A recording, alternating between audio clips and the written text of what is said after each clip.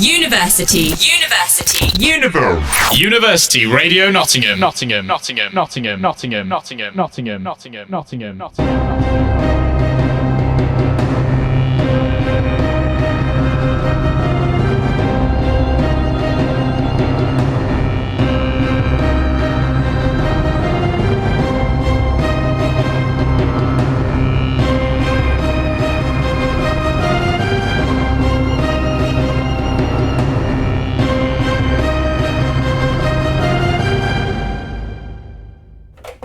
Hello, we are live on University Radio Nottingham. This is The Big Picture with Felix Hawes. Joining us today we have Ted. Hello. Sarah. Hello. Damian. Hello.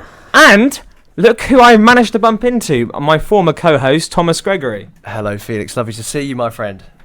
So, just before we begin and before I say what we're covering today, I think it's important for us to note that two of our guests found love in this very studio. They met here. Aww. Sarah and Damian. So it's a joy to have you both here where such magic began. So thank you for coming on, and thank you, Ted, for third wheeling there on the end, or saving me from third wheeling. So our topics today are Scotland and the denial of a second referendum by the Supreme Court. We're also going to be talking about Labour's immigration plans, and because Keir Starmer's been coming up with a lot of policies recently, their House of Lords plans as well. So first of all, earlier this week, the Supreme Court made a unanimous decision to reject Scotland's wish to have a second referendum. Nicola Sturgeon, of course, leads the SNP. She's the First Minister of Scotland, and she wants a second referendum. She's been denied it. The Supreme Court says only the United Kingdom can grant an independence referendum under a Section 30 order, I believe, which Holyrood, that's the Scottish Parliament, doesn't have. Okay, Damian, to you. A Scottish independent supporting majority has formed in Holyrood. Is it not anti-democratic that they're being prevented a referendum? Well, Magnus Linklater's column in the Times was addressing this very issue. In the 1998 Scotland Act, there's a test of legal competence which Scottish law has to meet, which means it can't impact the UK as a whole. Obviously, you talked about it in your introduction there, that this planned referendum will impact the UK as a whole. Is it anti-democratic? I'm not so sure about that. The SNP have stood on a platform to hold a referendum, but now they've been told by the Supreme Court no. It's a very tricky one. That I don't have a direct answer yes or no for that. I'd say the next general election is going to turn out to be a de facto referendum on Scottish independence. The problem is with the ruling, the SNP know that it's not going to be coming in the near future, or probably not in the medium term.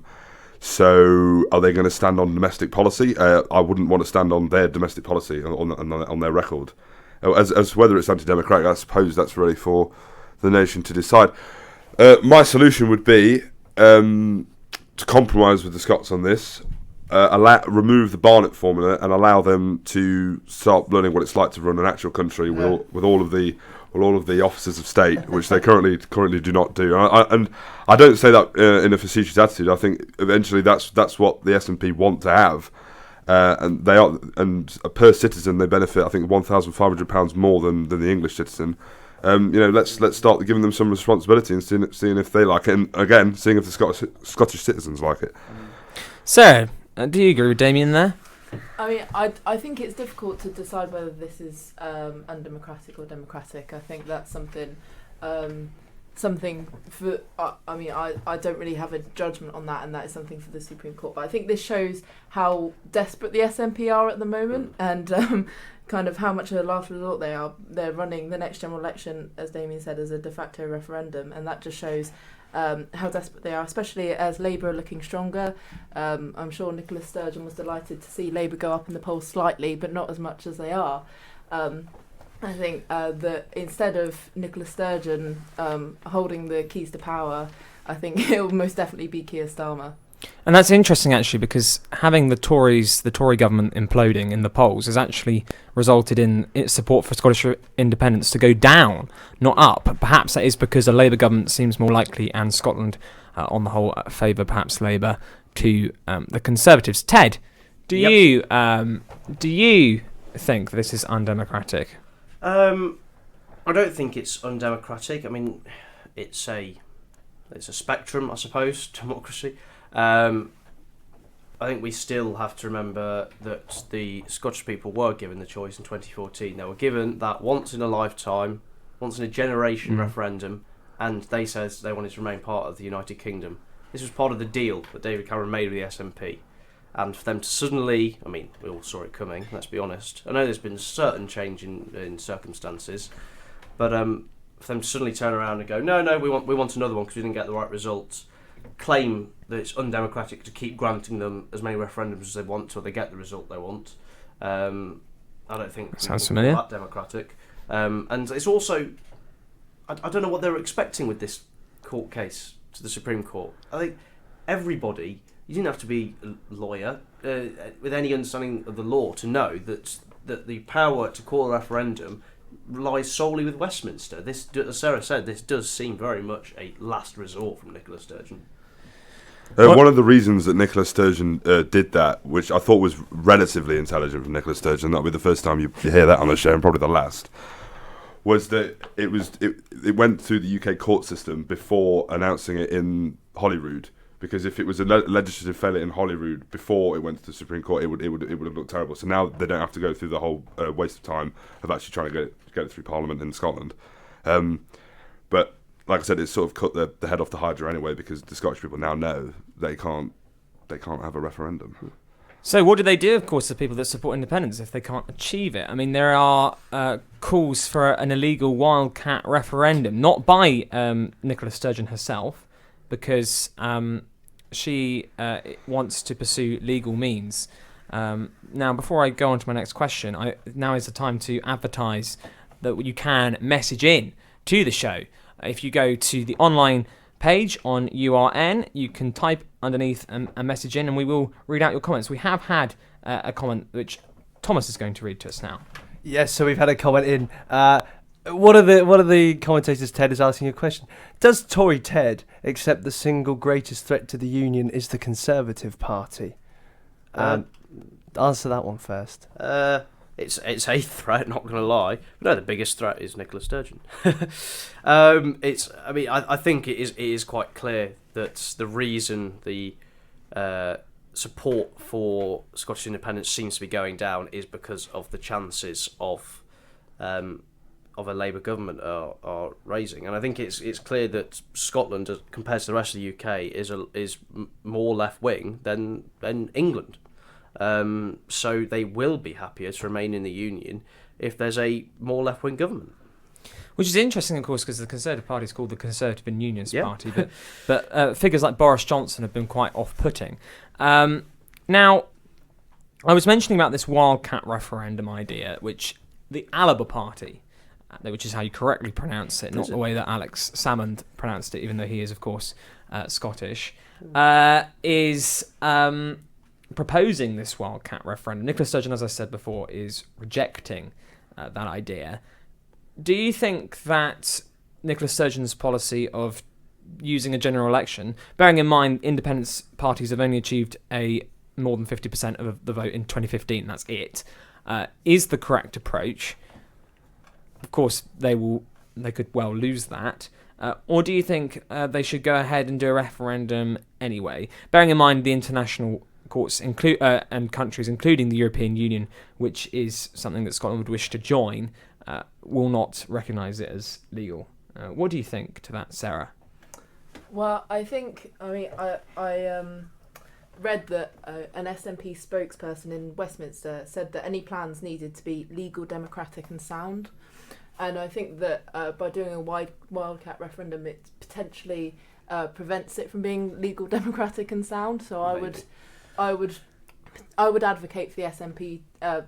If they want independence, I would say to stick to the referendum the general election strategy. I think it is a risky strategy, and I don't think they'll succeed. But I think that that's the best way to achieve independence. Do you think Labour's policy of agreeing with the Conservatives and denying a referendum to the Scottish people is also the correct policy? I think that the Labour's policy is largely pragmatic in the fact, as Ted said, that Scotland is largely left wing, more left wing than the rest of the country, and without Scotland, Labour would potentially struggle to achieve a majority. So I would say that it's largely a pragmatic policy, and kind of as Ted said as well, the kind of surge in the SNP coincided with 12 years of Conservative rule. So I would say that the Labour Party's policy, I would agree with the Labour Party's policy, and it is also pragmatic. Do you think, Damian, that the calls of the SNP for an independent Scotland to move away from a huge trading partner which has a lot of cultural ties to is very similar to the very argument that they argued against in terms of the UK leaving the European Union? No, because the EU has said that they don't want Scotland to join the European Union. This is a massive issue that's not resurfaced yet in this debate, even though we've had this debate many, many times. And it eventually comes up, and then everyone's voices who are pro-independence, they tend to settle down. The EU has been very forthright in saying that it doesn't want Scotland to join the European Union. What does Scotland do then? There was that famous question time person in the audience who asked them what currency they're going to use, and that was just a transitionary currency to when they joined the EU, because that was before the EU had actually denied their membership. Now that's been said outright. What on earth are they going to do? What's going to happen to North Sea oil? That's another thing that never gets talked about. It's not been talked about again. There's huge constitutional issues that need settling here, and the SNP in typical Scottish nationalist fashion is ignoring all of that. And I wouldn't be surprised if some of them would be in favour of a wildcat referendum. Do you not think that it's actually, as you're right, that they've said that they're going to keep the pound, even though it's been said by the UK that they won't allow that, and also in a way that will actually make Scotland less financially sovereign, because the Bank of England, a foreign bank, will be determining their monetary policy. But also they're saying things they'd like to remain part of NATO, but they won't accept nuclear weapons, which is an odd stance to have. They also so there are these contradictions there that you're saying, and it's interesting because they have had the time to flesh out their policies and what they're going to do. Oil, that was the other one I was thinking of. Oil, they've said they're not going to use it, but that is also their previous argument of how they'd be financially secure in the first place, and that is another one of the reasons why the EU is unlikely to let them in, because they won't meet their financial requirements. Ted, do you think the SNP really do need to make a stronger position for independence, or do you think actually it's more emotionally based, that some people in Scotland feel Scottish more than British, and that for them is enough, no matter what the financial consequences are, for them to want to leave?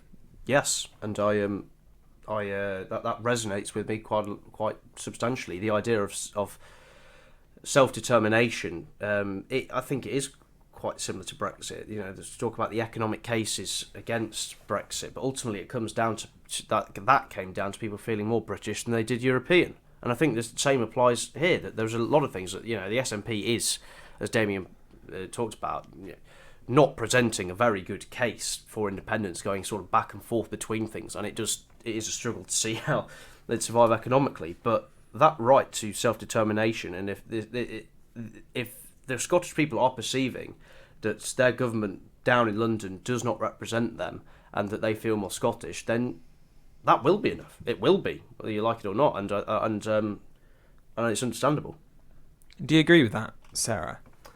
I would say that nationalism is often kind of evoked when people are in financial crisis, and when people are in desperation, and so I would say that we need to have that Scotland needs to have some kind of economic plans. But I kind of admire how inconsistent the SNP are, and how they have been historically as well. They're a party that they're basically a one policy party, and then they try and fit in with the trends. And so I mean, I kind of admire them for how pragmatic they are. I mean, I certainly could never be that pragmatic, but yes, I mean, I think that their plans are totally inconsistent. Thank you. We're going to take a short musical break. Thank you very much for that. So here is, unless there's any final comments. Damian, I just wanted to say that strangely, I agree with Sarah, which is not something I do politically very often. But one should be reminded that this is a country and a party that has the worst A&E waiting times on record. Just 67% of attendees are seen in 4 hours. Drug deaths have tripled. In 2020, it totaled 1,339, 5% more than the previous year, and triple the 455 recorded in 2007 when they came to power. Their maintenance backlog for the NHS is £1 billion.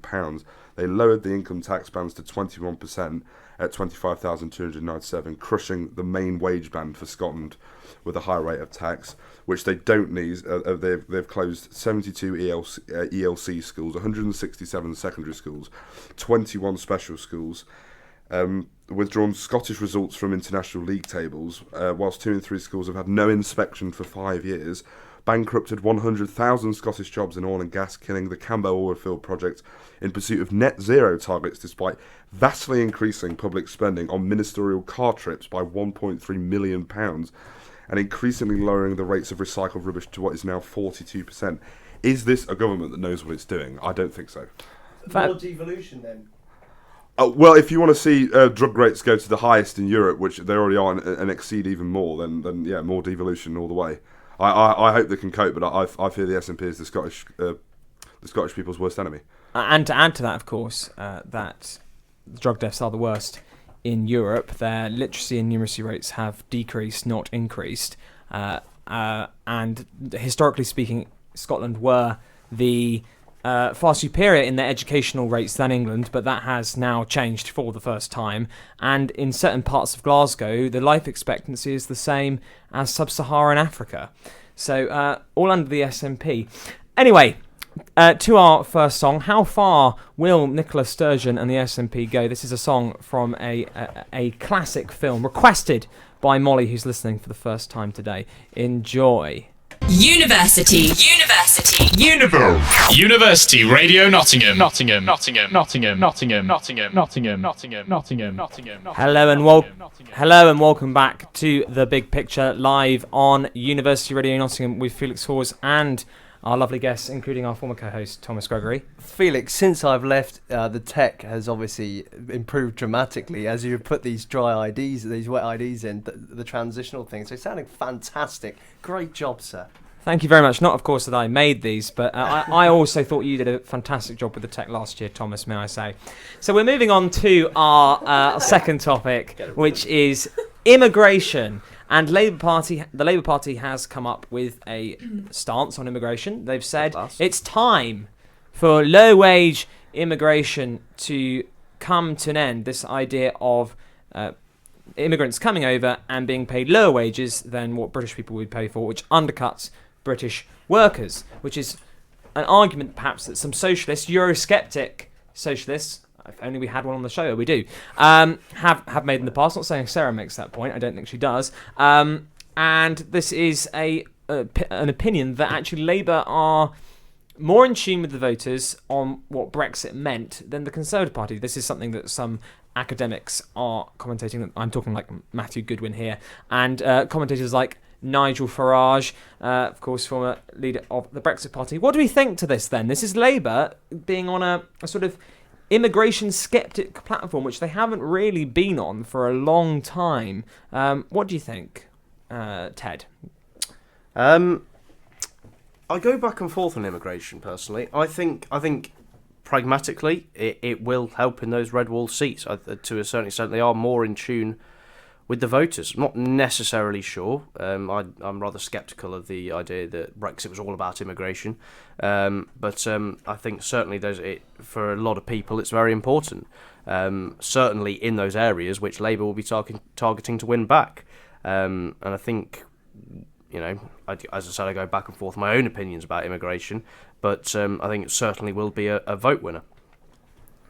Sarah, you are a Eurosceptic, a soft Eurosceptic from a left-wing perspective. Is this the sort of Brexit that you would have wanted if you had to have a Brexit? No. No. Surprise. I think that the rhetoric of this, I would agree with Ted, is that it's trying to appeal to traditional red wall voters. But in reality, the kind of fundamental kind of feature of this policy is to appeal to business. And I think that that's something that the Labour Party needs to review, because it's trying to emphasise the need for I'm going to quote unquote this skilled workers, because apparently that's what businesses want, and they don't want low wage workers. But to be honest, I think that we should raise the minimum wage sufficiently so that workers that are immigrants they don't undercut other workers. And you know what, I wouldn't try and restrict any immigration coming in either. Yeah, you don't want any borders, do you, Sarah? No, I'm a no borders fan. No borders. We've got Damian, do you have any thoughts on this? If anyone believes that Labour is anti-immigration, they're on magic mushrooms. I'm sorry. They're all complete woke Euro-communists that love immigration. I mean, I think if this you look is at from this a policy, party that deliberately opened the doors of this country to rub the right's noses in the face of diversity. That's what they said. It was very unfortunate that it came out for their cause, but this is the party that has effectively been in power now for 22 years. Conservatives and Labour are both very pro-immigration. If you think this is anything other than a cynical move to appear to red wall voters at an opportunist time when Tory polling is low, then I really don't see. I really don't see where you're coming from. Why else would they say this? They love low skilled immigration. They hate Britain. They hate British culture. That's why they want them here. I mean, I think if you look at Keir Starmer's kind of previous reputation of he loves the flag. He says he loves the flag. He also takes the knee as well, which is not very patriotic. He's previously advocated freedom of movement when he was the shadow Brexit secretary under your good buddy Corbyn, Sarah. You saying not taking the knee is unpatriotic? Yeah. I mean, let's not get into another millions of people also agree with me. How nice is it, by the way, that this relationship here starts in the big picture and it's ending here as well? Interesting from our commentators about the way politics works, because Damian is suggesting that the Labour Party or the kind of Europhil pro-immigration has been in charge for 22 years. It's just an interesting point to think about the two parties.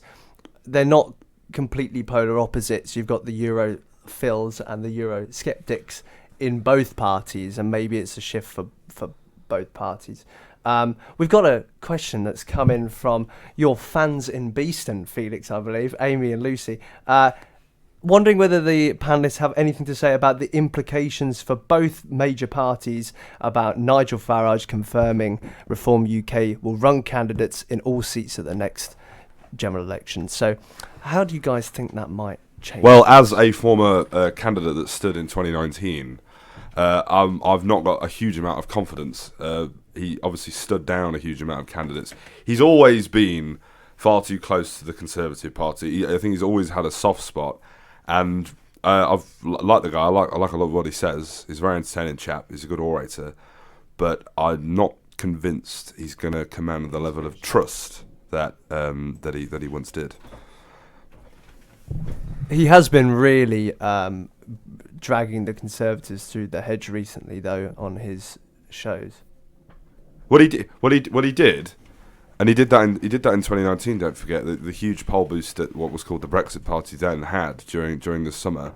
I think what really sort of the first thing that stopped them was losing the Peterborough by-election. There was a lot of dubious accusations about vote counting, but that aside, he had them in the corner of the boxing ring, throwing punches at them. They looked terrible. I mean, the Conservatives started asking Brexit Party members, including emailed me, offering peerages. This is how desperate the Conservative Party got, and he had them, and he let them, and he completely let them get off the hook by standing down candidates. Because don't forget, he was asked this by Andrew Neil. He interviewed all of the party leaders, didn't he, in 2019? And except Boris Johnson. Yeah, except Boris Johnson. Nigel Farage's interview was terrible. He couldn't answer the questions. He wasn't on his brief. And the only time I've ever heard him explain why he did it was last year. Was the first time he actually came up with a decent reason, because he thought there was going to be a yellow wall in the south that everyone would go to the Liberal Democrats, and it's taken him 2 years or whatever it is to come up with an excuse for that. I think that's reasonable to say. And I know the actual I know the actual reasons, but I'm not at liberty to say it because I'm still involved with various people, including Richard Tice. You're teasing us, Damian. You're teasing us. Hopefully, maybe off air, you might tell me.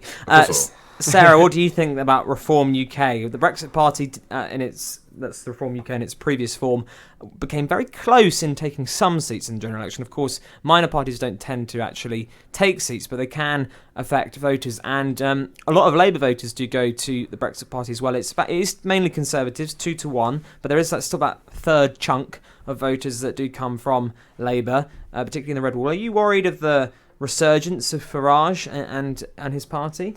I'm not, no, because I think by the time the next general election comes about, the economic situation will be so unbelievably dire that good time for populists. A lot of working class people would think that a Labour government is the only option to improve conditions.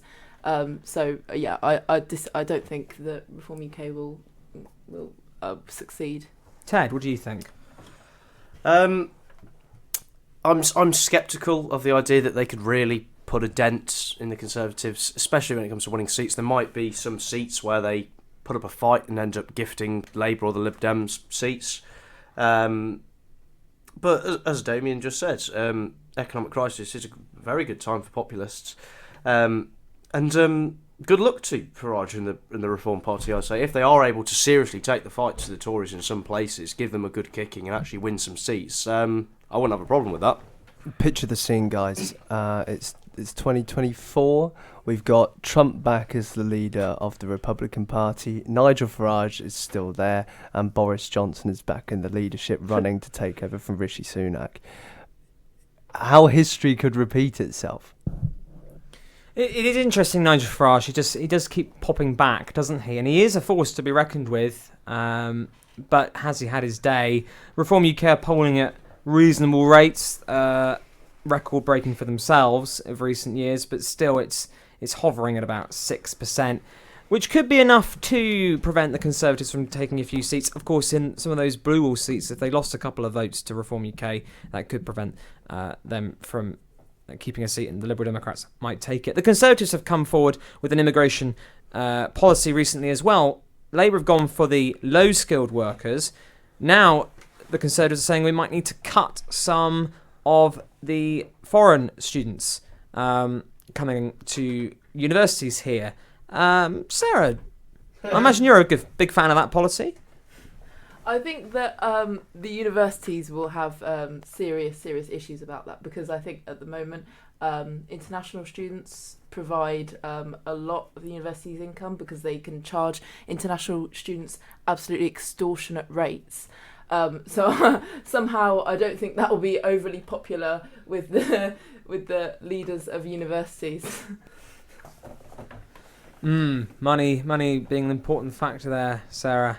Something you love. Damian, do you have any thoughts on this? Well, Nottingham University is a complete prostitute to foreign students. A paper published by Civitas, a former colleague of mine, Robert Clark, pointed at a lot of systemic issues with Chinese espionage in this university and the research laboratories. I think we should be very careful about foreign students coming to the UK to study, particularly in protected industries, because we do have one of the industries that we do have in Britain, and we should be proud of, is research and development in the sciences.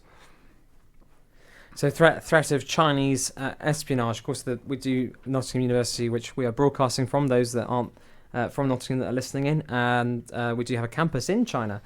And the Chinese ambassador has been given an honorary doctorate. That's the same Chinese ambassador that denied a genocide on the BBC. Ted, what do you think to the Conservatives' immigration plans? Well, on that policy in particular, I think that's a stupid policy. I really do. As Sarah said, the amount of money which the university gets from international students is really substantial and really props up the university. The only difference is I don't think that's a bad thing. Let the markets do their thing. Let the markets stop decide. getting involved and messing around. I mean, Damian raises a good point of the threat of Chinese espionage, and I do think this at university in particular does have a problem with its relationship with China, its campus there, and its cherry picking of honorary degrees, which it will give out to Chinese ambassadors, but strip from Dr. Tony Sewell. But that's a specific example within this university that should be addressed directly, I think, more so than a national policy. Yeah, nationally deciding to try and limit foreign students and send the universities into debt. But obviously Damian can make this point himself, but by letting the markets decide, in this case, it is a matter of national security. So for the state, it could theoretically be a thing that allowing the markets to decide could jeopardise security. But it's also the case that this policy from the Conservatives is widespread. It's not focusing on countries where there might be a security threat, but widespread students from across the globe. Back to Labour's policy, which is the main focus of this section. Do you think this is going to win over voters? Damian, you were saying that you're quite sceptical of the idea that Keir Starmer isn't a immigration fan. Do you think this is going to cut through to the workers, or do you think they'll see the Labour Party for what they have historically been, of being a very pro-immigration party? The same government that, when they were in power, that signed up to, well, as part of the EU, saw a widespread amount of immigration, particularly from Eastern Europe. Well, I think the cat's been out of the bag for a while. I don't think people in the Red Wall are that foolish. As part of that community and growing up around these people in mining towns, they were very, very strongly pro-Labour. After the whole EU debacle, I don't think a very loose, poorly thought out policy on immigration is going to just make them tick the Labour box on the ballot. Shadow Business Secretary Jonathan Reynolds went on Talk TV, and I've got a direct quote here, and see if anyone can make sense of this. Labour is saying if businesses want to bring in additional workers, and he didn't explain if he meant importing labour or foreign workers already here, there has to be a coinciding programme for additional skills, training, investments, pay and conditions, and investments in new technology. What's that? What is that? So he said there that what businesses are obliged to have a social programme to increase skills for British workers. That's what I could make out what he was saying. That's an incredibly radical policy that would cost a huge amount of money in incentives to get businesses to do that. What exactly does it mean by that? Listen, I think Tony Blair's dirty fingers are all over this. The aggrandisement of jobs that don't require academic degrees to do should be important for any government. The focus on university education in this country has been masturbated over for too long, and we need to stop it. This isn't just an old thing about people with degrees that are important, like the social sciences, things that don't actually affect their ability to their skills. It's not. What do you mean, Damian? Well, for instance, they say a lot of social sciences, the employment prospects aren't very good. It's not just about that.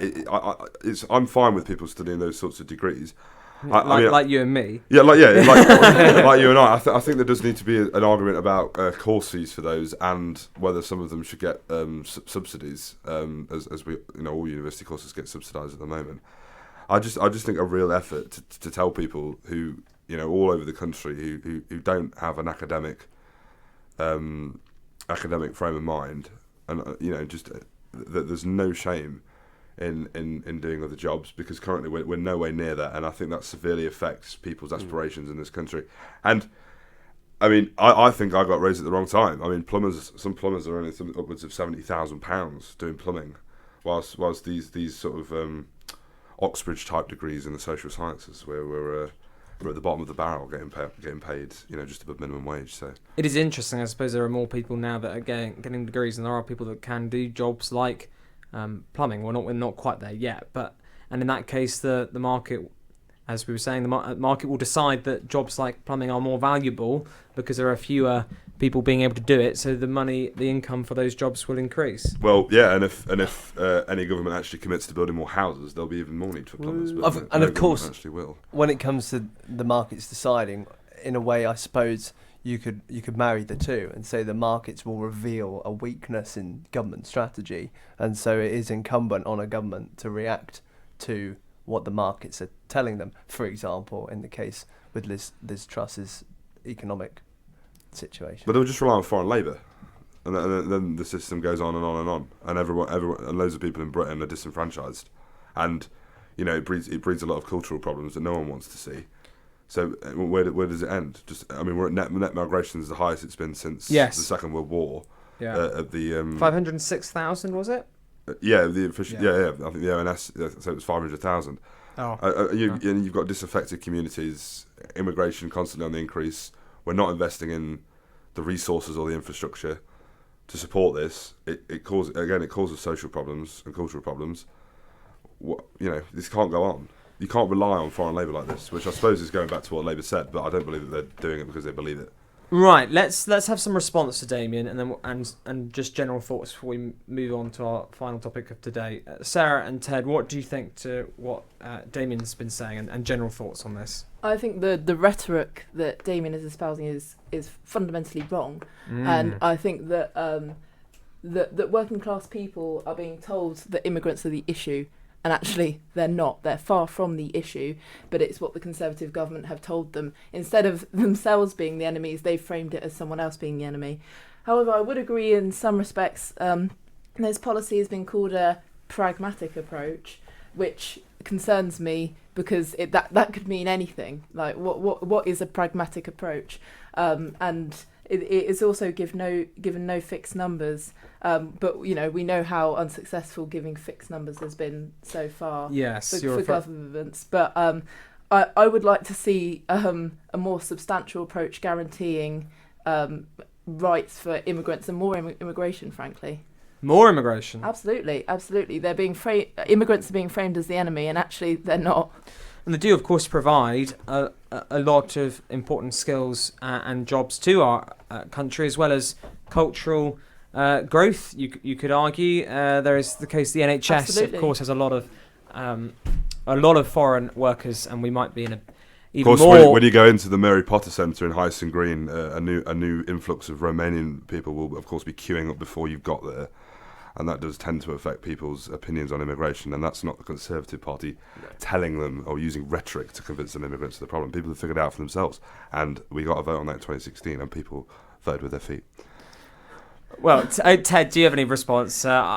We could go talk about this for quite a while. But, what are your responses to Damian's points and Sarah's points, if you have any to her too? I broadly agree with Damian, and I think it's a natural occurrence in any society. I don't agree that it's as the result of conservative rhetoric that immigrants are being blamed, but I think it's natural for people to look around them and see the problems, especially down in the south coast. Look at these boats that are arriving. People don't like to see that their taxpayer money is putting people up in hotels. And I'm not saying this is right. As I've said, I go back and forth on immigration. I think capping it at sort of a random number is a stupid idea.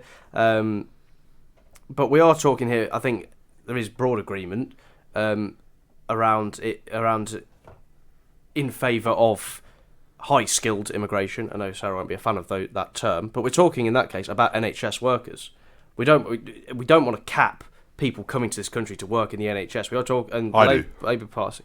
Really? I did. Well, we had a problem with the brain drain in the 1950s and 60s of British academics and scientists and things going over to the United States. We do affect other countries when we do this, and why should we be robbing other nations, developing countries, of their finest doctors? It is interesting, of course. That isn't. Although I was the one that brought up the NHS, the Labour policy is on low-skilled workers and undercutting British workers, which is a socialist critique. A socialist critique of immigration, although not all socialists, such as Sarah, who is, I should say, a communist. Marxist. Sorry, Sarah, don't mean to misdescribe you. Obviously, not all of them would agree, and there's lots of criticisms, including from the former leader Jeremy Corbyn of Keir Starmer's policies. Well, that has been a very fruitful discussion, lots of disagreement, which is what we love on the big picture. Do message in if you have your own thoughts. We have had a message in saying, I don't think the Daily Mail helps perceptions of immigration either. And we've also had, yes, that's our new comment. Do message in if you have anything to say. We're going to move on to our final topic. But first, a song which has been requested from our fans in Beeston, Amy and Lucy Sadu enjoy Accidentally in Love. This is URN. Hello and welcome back to The Big Picture. We're live on University Radio Nottingham with Felix Hawes. Thank you for tuning in. Our discussions on immigration continue to be fruitful during the break.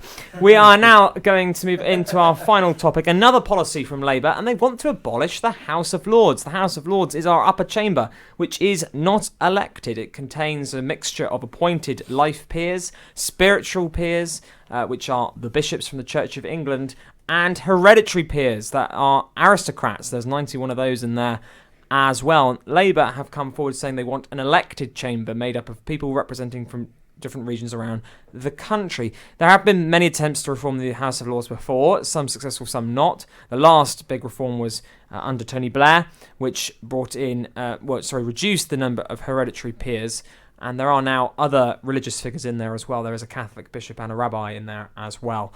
What do we think to this policy change? And actually, is it going to end up happening? Because let's bear in mind the House of Lords has to vote on reforms to its own makeup, which might mean that it might be a struggle to achieve this. Is it right that we have a non-elected chamber, or actually are there merits to that? What do we think? Let's start with you, Ted, this time. I'm actually quite a fan of the House of Lords. It is undemocratic, but I think it's offset by the changes that have been made over time by the House of Commons to mean that it holds a balance of power. And it stands up for the Constitution. I think if you look back, I don't have any to hand because I don't have any notes with me, but there have been numerous occasions of the House of Lords making amendments to bills that it's been sent by the House of Commons that have then been accepted by the House of Commons. I think having a chamber that is independent and doesn't have to worry about the optics of what it's doing is in a much better place to support the House of Commons in creating good legislation. There are cases where I don't think they should have a say, such as Brexit. That was very much a people's idea and something that had been to the people. So I did not like when they started getting involved and giving their own opinions on that. But I think a lot of legislation is made better by the House of Lords, and I think you can see the proof in that by the fact that they could only have the power to delay the House of Commons now. And yet a lot of the time the House of Commons will just accept the House of Lords suggestions because they appreciate that a lot of the time they are good suggestions. And there are, of course, people that have been, although the panel may disagree with this, but at least the idea is that they have been appointed as experts. But I want to come on to something that you said there, Ted, about you didn't like what they were doing over Brexit. Is this not a problem, then, that actually the House of Lords is good as long as they agree with what you want, or anyone wants, that's you plural, not you specifically, Ted, wants. But as soon as when they disagree with me, it's a terrible thing. But when the House of Lords disagrees, then suddenly it becomes a problem that you've got an institution that you can't actually get rid of. You can only get rid of these laws if they don't turn up to work or get put in prison for over a year. What do you make of that point, Ted, before I move on to Sarah and Damian? No, I think Brexit is one very specific example in which the people had been directly asked and suddenly they were interfering. Obviously, there's a whole bigger sort of idea about politicians not listening to what the people had to say. But it was a very... it was a problem of democracy, that was, when the House of Lords were interfering. I think on matters which aren't... it's already the case that the House of Lords can't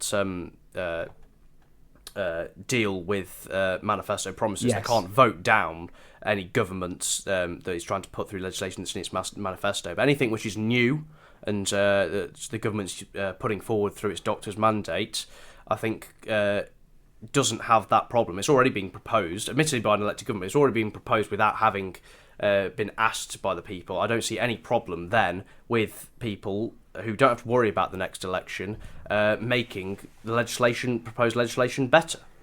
I think it works.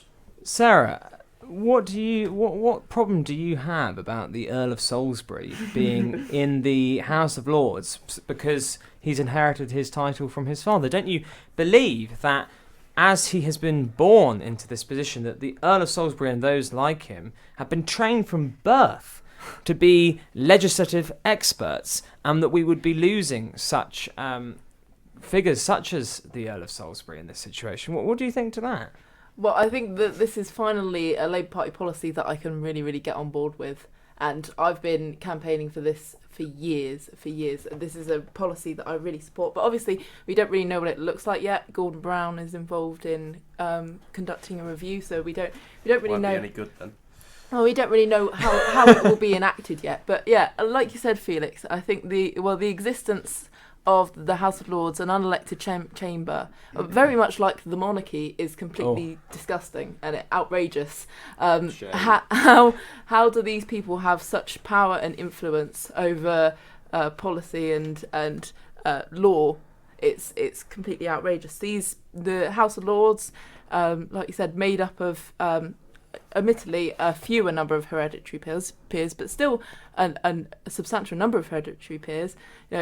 Bishops, again, kind of unelected, but also prime ministers have their lists of resignation people, described as lackeys and donors. Tony Blair's wife's hairdresser, I think. Yeah, and Nadine Dorries also making an appearance because what searing political insight Nadine Dorries will offer in the House of Lords. I just want to say that I mentioned the Earl of Salisbury. I don't actually know if the current Earl of Salisbury is one of the 91 hereditary peers, but an example, the point still stands.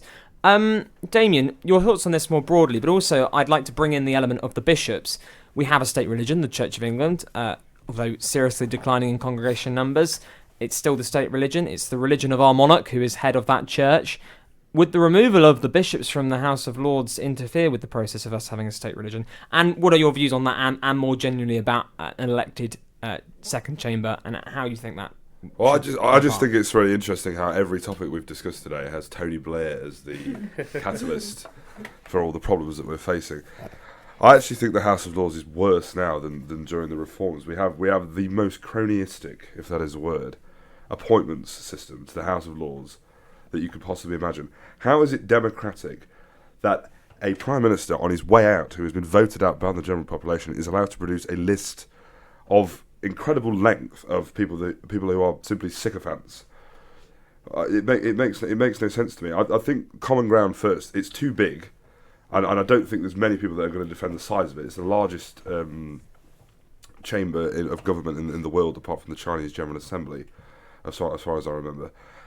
That's right.